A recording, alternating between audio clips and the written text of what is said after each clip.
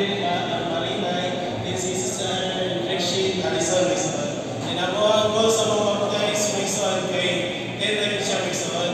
And salamat sa Ginoo Mixon na gitagaan 16 Mixon. And ang number sa establishment meeting Mixon kay 4 Mixon is 4 group meeting Mixon kay wala Mixon.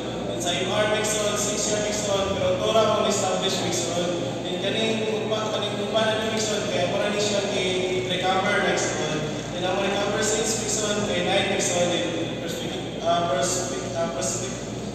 prospect 3 Mixon kay wala Mixon.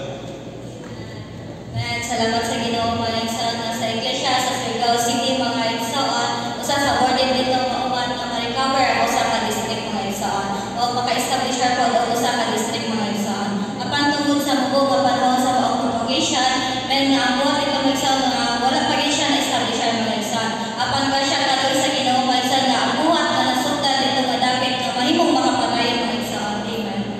Amen. Another experience nga nakatandog na mo mga igsoon kay that time that we received an envelope containing a special offering for us trainees. Ang nakasulat na mga envelope mga igsoon kay YP trainees. YP was spelled as W-I-P-E-E and trainees as T-R-I-N-I-S.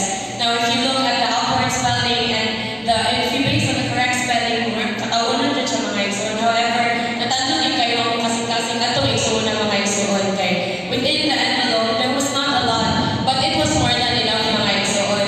Kay nakita ginamo by just looking at that envelope, the heart of that brother or sister. And I was really encouraged and we all realized the work of the Lord. It does not only need people who can live and work for Christ, but also people who can see that His work needs finances and financial support so that